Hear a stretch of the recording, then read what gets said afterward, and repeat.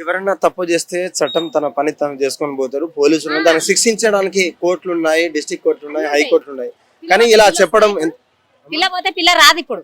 అలాగ వస్తుందా ఇప్పుడు? ఎన్ని ఉన్నా 4 రోజులు తిరుగుతారేమో వస్తారేమో. పిల్ల వస్తుందా? 9 నెలలు మోసి కానీ పెంచి అలా చేతులు పెట్టేయాల. ఆయనకి ఎట్లా పానం ధరించిందో, ఆయనకి ఎట్లా చేతులు వచ్చినో, ఎవడు బలం ఇచ్చానో, ఆయనకి అంత ధైర్యం ఎక్కడికి వెళ్ళి వచ్చిందో, మరి ఎవరైనా సపోర్ట్ ఉండరో, మరి ఆయనకి ఎవరైనా లంచాలు ఇచ్చిండ్రో మనకైతే తెలియదు. ఇక ఆయన ఎట్లా వేస్తుంటేనే చెప్తుంటాడు. ఆ పోలీసు వాళ్ళు వదిలేసి ఉంటే బాగుంటుండే. ఇటుకలో ఏతరాన్ని ఆయన వదిలేయాలి, ఉంచకూడదు. అలా 4 రోజులు ఉంచుకుంటారు, పంపిస్తారు. ఏముంది అలా పిల్ల వస్తుందా ఇప్పుడు?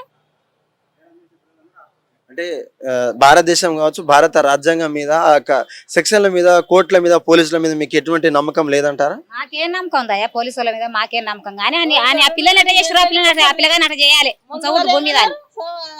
దొరకకముందు రాగానే నరుకుతాము, చేస్తాము, అది మాట్లాడతారు.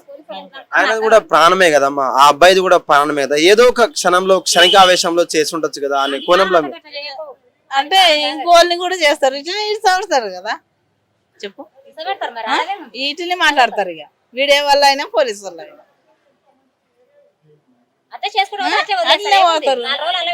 వదిలేస్తారు. వాళ్ళంతే. ఆయన 10 మందిలో కూర్చోబెట్టి ఆయన గొంతు నరికేస్తే అయ్యో ఇట్లా చేసారు కదా అని అతలోనికి భయం ఉంటుంది. కానీ అట్లా చేస్తలేరు. 4 రోజులు పట్టుకపోతారు, అల్లేస్తారు, మళ్ళీ పంపిస్తారు. అంతే. ఆ దెబ్బ మీద దెబ్బ, అదురు దెబ్బలు 4 దెబ్బలు వేస్తారు, పంపిస్తారు. అని అట్లా కాకుండా నడి బాధారులు ఆయన గొంతు కోసి ఉంటే అందరు చూతురు, అందరికి బుద్ధి సిగ్గొచ్చు. భయపడతారు. భయపడతాడు. ఇంకో ఆడదాని దగ్గర కొని కూడా భయపడతారు. గడ గిట్ట జరిగింది రాబాయి, పోవద్దు రాబాయి అన్నప్పుడు జరుగుతుంది.